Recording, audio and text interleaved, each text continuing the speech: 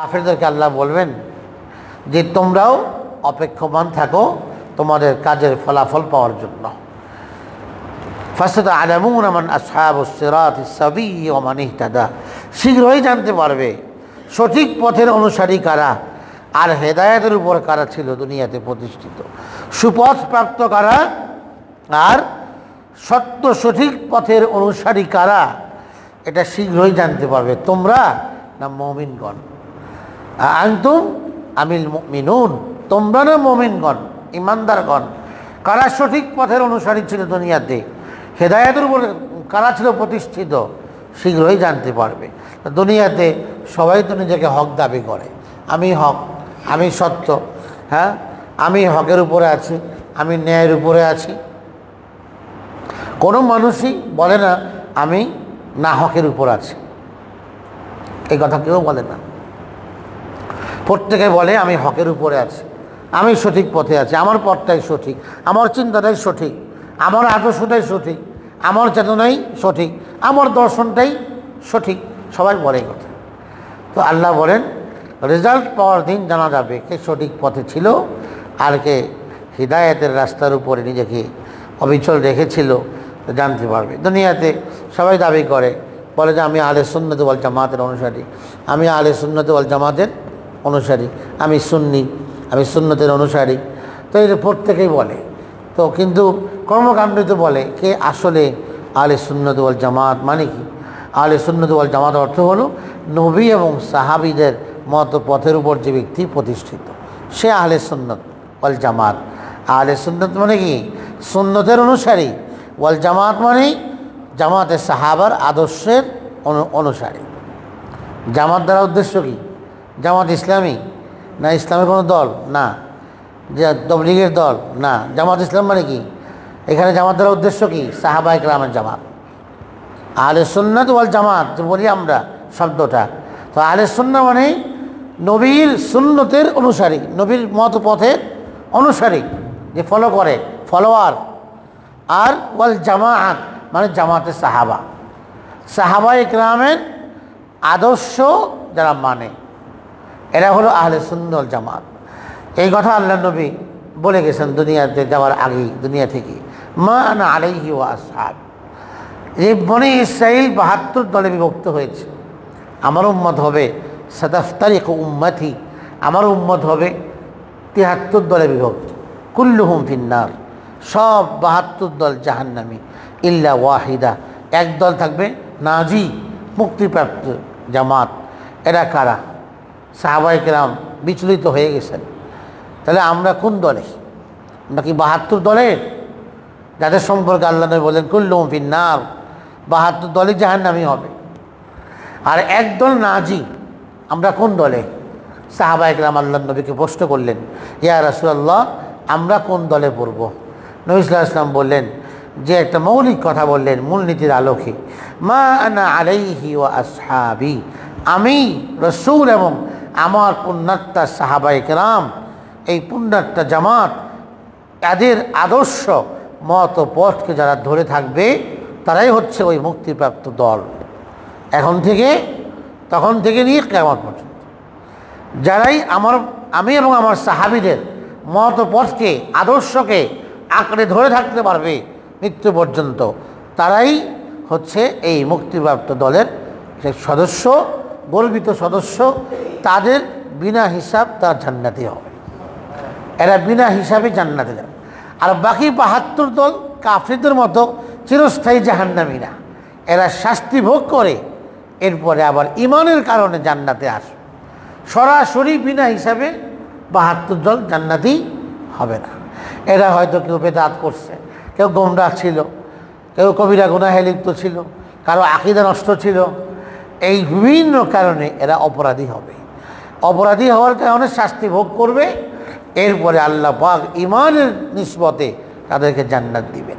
কিন্তু যে দল পুঙ্খানুপুঙ্খ নবী এবং সাহাবীদের মত পথ আদর্শকে আঁকড়ে ধরেছিল তারা বিনা হিসাবে জান্নাতি হবে, নাজাত পাবে। তাহলে আহলে সুন্নাত ওয়াল জামাত এইখান থেকেই আসলো যে আহলে সুন্নাত ওয়াল জামাত মানে হলো যারা আল্লাহর নবীর সুন্নতের অনুসারী, যারা সুন্নতকে অবজ্ঞা করে না, যারা ইহয়ায়ে সুন্নত, সুন্নতকে জীবিত করে, সুন্নতকে পুনরুজ্জীবিত করে, যে সুন্নতটা মৃতপ্রায় ওটাকে জিন্দা করে। হাদিসে আসছে মান আহইয়া সুন্নতি কদ উমিতাত বাদি, যে সুন্নতটা মৃতপ্রায় হয়ে গেছে, যে ব্যক্তি আমার এই সুন্নতটাকে জীবিত করলো, আমলে আনলো, তার সওয়াব কেমন? ফালাহু আজরু মান আমিলা বিহি মিনান নাস, তার মতো আরও যারা এই সুন্নতের উপর আমল করলো সবার আমলের সওয়াব আল্লাহ পাক তাকে দান করল।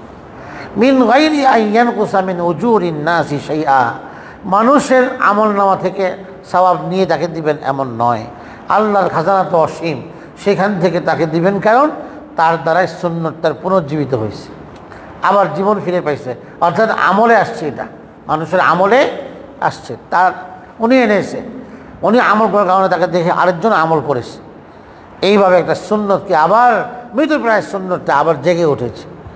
মান তামাসসাকা ইনদা ফাসাদি উম্মতি মান তামাসসাকা বিসুন্নতি, যে আমার সুন্নতকে আঁকড়ে ধরলো যখন সুন্নতের ব্যাপারে অবজ্ঞা প্রদর্শিত হচ্ছে, বেদাতের ছড়াছড়ি, চতুর্দিকে বেদাত, বেদাতের দ্বারা সমাজ নষ্ট হচ্ছে, ওই অবস্থাতে যারা বেদাতকে বাদ দিয়ে আমার সুন্নতকে যারা আঁকড়ে ধরেছে তাদের জন্য কেমন সওয়াব, 100 শহীদের যে সওয়াব মর্যাদা আল্লাহর কাছে, সেই মর্যাদা আল্লাহ পাক তাদেরকে দান করবেন যারা বেদাতের প্রচলনের সময়ে বেদাতকে বাদ দিয়ে আল্লাহ নবীর সুন্নতকে নিয়েছিল, তাদের জন্য এই পুরস্কার। সুন্নতের মহাব্বতে নবীর মহাব্বত, সুন্নতের মহাব্বতে নবীর মহাব্বত, নবীর মহাব্বতে জান্নাতে যাওয়া সহজ হবে। এই জন্য আহলে সুন্নাত মানে সুন্নতের অনুসারী, কোনো সুন্নতের প্রতি অবজ্ঞা করার সুযোগ নেই। আর জামাত মানে সাহাবায়ে কেরামের জামাত। এই জন্য আল্লাহ রাসূল হাদিসে বলেছেন আলাইকুম বিসুন্নতি, আমার সুন্নত তোমাদের উপর আবশ্যক মানা, এবং ওয়া সুন্নাতুল খুলাফায়ে রাশিদিন আল মাহদিয়িন, আমার হেদায়েতপ্রাপ্ত সুপথপ্রাপ্ত সাহাবীদের সুন্নত আদর্শ তোমাদের জন্য এটা পালন করা, মান্য করা এটা আবশ্যক। আব্দু আলাইহা বিন নওয়াজিজ, মানুষ কোনো জিনিস যখন দাঁত দিয়ে কামড়ে ধরে মানে কি, এটা যেন ছুটতে না পারে, শক্ত করে ধরে। নবীজি বলেন সুন্নতকে এইভাবে দাঁত দিয়ে কামড়ে এটাকে আঁকড়ে ধরো, মানে মজবুতভাবে ধরো। দাঁত দিয়ে কামড়ে ধরো মানে কি, মজবুতভাবে ধরো। যারা আপনারা বাসে চলেন, বাসে অনেক সময় সিট না পেলে তো বাসের সোজা একটা পাইপের মতো থাকে না, এটা অনেকে ধরে দাঁড়িয়ে যায় অফিসে, জায়গা নাই, সিট নাই বসার, তো অফিস আওয়ার অনেকে দাঁড়িয়ে যায় এটাকে ধরে। তো এটা যদি কেউ নর্মালি ধরে তাহলে কিন্তু তার পড়ে যাওয়ার আশঙ্কা, যখন হাত ব্রেক করবে, ড্রাইভার যখন ব্রেক করবে তার আরেকজনের গায়ের উপর পড়ার কি সম্ভাবনা আছে। হ্যাঁ, কিন্তু যদি সেই হাতলটাকে মজবুত করে ধরে এবং নিজেকে এখানে ব্যালেন্স ঠিক রাখে, সে ব্রেক করলেও সে তার আপন জায়গাতে দাঁড়িয়ে থাকে, স্ট্রংলি দাঁড়িয়ে থাকে। সুন্নতকে আঁকড়ে ধরার বিষয়টা হচ্ছে এরকম, সুন্নতকে এভাবে আঁকড়ে ধরবে যাতে কোনোভাবে বেদাত তাকে তার জায়গা থেকে সরাতে না পারে ইসলাম থেকে। ইসলাম নামক যে পাইপ হ্যান্ডেল, এটা যেন সে ধরে এমনভাবে ধরবে এইটাকে, যে তাকে যেন এখান থেকে সরাতে না পারে। লাং ফিসাম আলাহা আল্লাহু সামিউন আলিম, যে ইসলামকে ধরলো সে মজবুত হাতলকে আঁকড়ে ধরলো। তো আল্লাহ নবীর সুন্নতকে যদি কেউ মজবুত হাতলের ন্যায় আঁকড়ে ধরে তাহলে বেদাত, সুন্নত, খেলাফে সুন্নত কাজ তাকে পথভ্রষ্ট করতে পারবে না। বেদাতের দ্বারা মানুষ জাহান্নামী হয়, সুন্নত পালনের দ্বারা মানুষ জান্নাতি হয়। সুন্নত জান্নাতের পথ, বেদাত গুমরাহির পথ, আর ভ্রষ্টতা গুমরাহি মানুষকে জাহান্নামের দিকে নিয়ে যায়। এই জন্য বেদাতি ব্যক্তিকে সম্মান করাও নিষেধ। যে হাদিসে আসছে বেদাতি ব্যক্তিকে সম্মান করলো সে দিনকে ধ্বংস করলো। সুন্নতের খেলাফ চলে, যা ইসলামে নাই সেটাকে পালন করে, বেদাত করে, তো সেই ব্যক্তিকে সম্মান করা মানে ইসলামকে ধ্বংস করা। আল্লাহ ইয়াকবালুল্লাহু সালাতা সাহিব বেদাতিন, কোনো বেদাতি ব্যক্তির নামাজ আল্লাহর কাছে কবুল হয় না, হজ উমরা কবুল হয় না, নফল হোক ফরজ হোক, ইবনে মাজাহ শরীফের হাদিস কবুল হয় না। বেদাত এতটাই পরিত্যাজ্য, ইসলামের মধ্যে কোনো কিছু নতুন করে সংযোজনের সুযোগ নাই। আর পুরোটা ইসলামকে কামেল মুকাম্মাল, আল ইয়াউমা আকমালতু লাকুম দীনাকুম ওয়া আতমামতু আলাইকুম নি'মাতি, নবী আসার দরজাও বন্ধ। ইসলামকে, আল্লাহর দিনকে আল্লাহ পরিপূর্ণ করে দিয়েছে। এখন আর নবী যেহেতু দিন পরিপূর্ণ, এখন আর নবী আসার প্রয়োজন নাই। নবী আসছেন কেন? নবীরা দুনিয়াতে আসতেন দিনের প্রচারের জন্য, দিন কমপ্লিট করার জন্য। দিন তো কমপ্লিট হয়ে গেছে। যে কারণে নবীদের আসা, সে কারণই নাই। এই জন্য নবী আসার দরজাও বন্ধ। আতমামতু আলাইকুম নিয়ামতি, নবী আমার নিয়ামত, নবুয়তটা আমার নিয়ামত। এই নিয়ামতের ধারা এটা বন্ধ হয়ে গেছে, পরিপূর্ণ করে দিয়েছে আমি আল্লাহ। কারণ যে প্রয়োজনে নবী আসতো সেই প্রয়োজন কমপ্লিট হয়ে গেছে। এখন আর নবী আসার প্রয়োজন নাই, সুতরাং নবী আসার দরজা বন্ধ। এই জন্য আমাদের নবী খাতামুন নবিয়্যিন, আমাদের নবীর পরে আর কোনো নবী দুনিয়াতে আসবে না, কিয়ামত পর্যন্ত কোনো নবী আসবে না, নিঃশেষ নবী। এই বিশ্বাস করতে হবে। আরবের যে লোকটিকে মুহাম্মদ বলে, যার কাছে কোরআন কারীম নাজিল হয়েছে, উনি সর্বশেষ নবী। এই আকীদা আমাদেরকে লালন করতে হবে। কাদিয়ানীরা কিন্তু এই আকীদা লালন করে না। তারা আমাদের নবীকে খাতামুন নবিয়্যিন বলে ভিন্ন অর্থে, কিন্তু আমরা খাতামুন নবিয়্যিন, শেষ নবী। এর ব্যাখ্যা কি? এর ব্যাখ্যা হলো, যার নাম মুহাম্মদ, যিনি আরবে জন্ম নিয়েছেন এবং যার কাছে আল্লাহর নবুয়ত আসছে, রিসালাত আসছে, কোরআনে কারীম নাজিল হয়েছে, উনি শেষ নবী। উনি শেষ নবী। ওনার পরে আর কোনো নবী আসবে না। ওনার পরে ওনার ছায়া নবী, এরপরে বিভিন্ন নামে বেনামে নবী, বিভিন্ন কল্পকাহিনীর কথা এরা বলে, মতবাদকে প্রচার করে। এগুলো ভ্রান্ত মতবাদ, কুফরি মতবাদ। আমাদের নবী শেষ নবী। আল্লাহ পাক তার দ্বারা দিনকে পরিপূর্ণ করে দিয়েছেন। আল্লাহ তাআলা আমাদেরকে এই আয়াতগুলোকে বোঝার তৌফিক দান করুন। সূরা তাহা সমাপ্ত হয়ে গেল, সূরা মারিয়াম এবং সূরা তাহা। আপনাদের এখানে আমি আসছি দীর্ঘ 1 বছর হয়ে গেছে। গত সেপ্টেম্বরে আসছি, আবার সেপ্টেম্বর। 1 বছরে 1 পারা শেষ হলো তাফসীর। 1 বছর লাগলো 1 পারা শেষ হতে। না, আল্লাহ জানেন, পুরা কোরআন শরীফ খতম করার ইচ্ছা করছি আমি। আল্লাহ পাক সহজ করুন। দরুদ শরীফ পড়ি, আল্লাহুম্মা সাল্লি আলা মুহাম্মদ ওয়া আলা আলি মুহাম্মদ কামা সাল্লাইতা আলা ইব্রাহিম ওয়া আলা আলি ইব্রাহিম ইন্নাকা হামিদুম মাজিদ।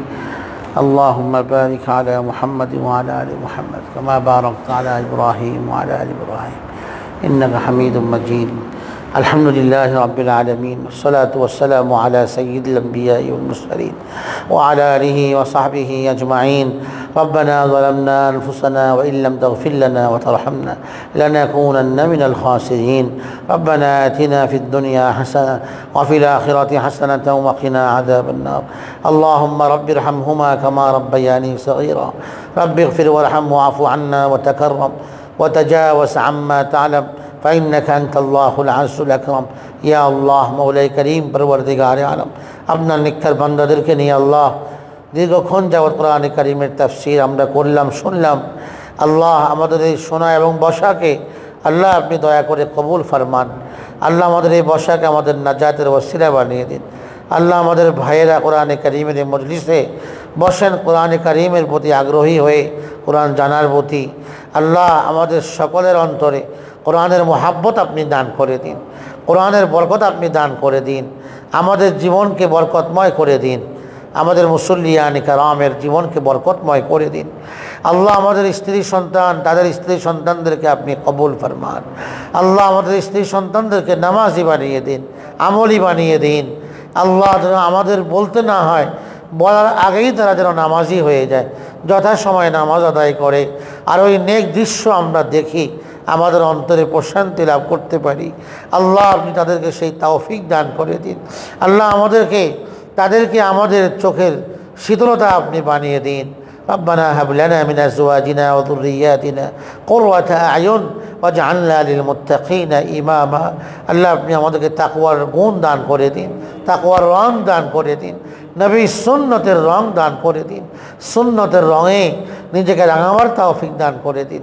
ইয়া আল্লাহ, নবী করিমের জীবন আদর্শ আমাদের জন্য সফলতার কারণ, সেই আদর্শ ফলো করবার তৌফিক দান করে দিন।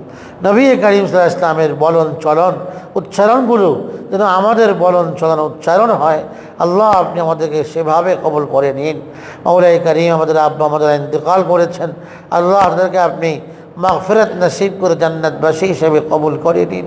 আল্লাহ আমাদের পিতৃকুল মাতৃকুল শ্বশুরকুলের আত্মীয় স্বজন যারা ইন্তেকাল করে অন্ধকার কবরে শায়িত, সবাইকে আপনি মাফ করে দিন।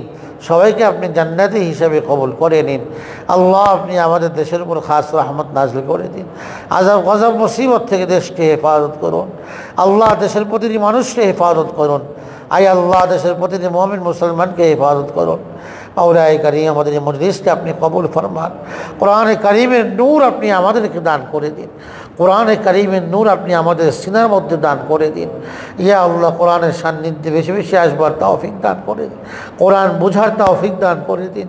কোরআন বিশুদ্ধ করে পড়বার তৌফিক দান করে দিন। ইয়া আল্লাহ কোরআনের তাফসীর ব্যাখ্যা মর্ম ভালো করে অনুধাবন করবার তৌফিক দান করে দিন। সে অনুযায়ী জীবনে কোরআনের অনুশাসন মেনে চলবার তৌফিক দান করে দিন। ইয়া আল্লাহ কোরআন অনুযায়ী আমল করবার তৌফিক দান করে দিন। মাওলায়ে কারীম আপনি আমাদের সকলের নেক হাজাতগুলো পূরণ করে দিন। আল্লাহ আপনি অসুস্থদের শিফা দান করে দিন, সুস্থতা দান করে দিন। আমরা যারা সুস্থ আছি আমাদেরকে সুস্থতার জিন্দগিতে আরও বেশি বরকত আপনি দান করে দিন। ইয়া আল্লাহ আপনি আমাদেরকে মাফ করে দিন, আমাদেরকে আপনি কবুল ফরমান। এই পুরা মজলিসের সকলকে আপনি মাফ করে দিন, সকলের গুনাহ বিচ্যুতিগুলো মাফ করে দিন। আমাদেরকে আপনার নেককার বান্দা হিসেবে কবুল করে নিন। আল্লাহ আমরা ইয়া আল্লাহ সবসময় যেন তওবার সাথে ইস্তেগফারের সাথে থাকতে পারি, আমাদেরকে আপনি তৌফিক দান করে দিন। আমরা যেন গুনাহমুক্ত থাকতে পারি, আল্লাহ আপনি আমাদেরকে তৌফিক দান করে দিন। আল্লাহ আমরা সবসময় যেন ইবাদত বন্দেগী সহ যাবতীয় নেক কাজে ভালো কর্মে আল্লাহ আমাদের সময়গুলোকে আমরা অতিবাহিত করতে পারি। আল্লাহ আপনি আমাদের সকলকে তৌফিক দান করে দিন, আমাদের দোয়াগুলোকে আপনি কবুল করে নিন। ওয়াসাল্লাল্লাহু ওয়াসাল্লাম আলা সাইয়্যিদিনা মাওলানা মুহাম্মদ ওয়া আলা আলিহি ওয়া আসহাবিহি আজমাইন। সুবহান রাব্বিকা রাব্বিল ইজ্জাতি আম্মা ইয়াসিফুন ওয়া সালামুন আলাল মুরসালিন ওয়ালহামদুলিল্লাহি রাব্বিল আলামিন।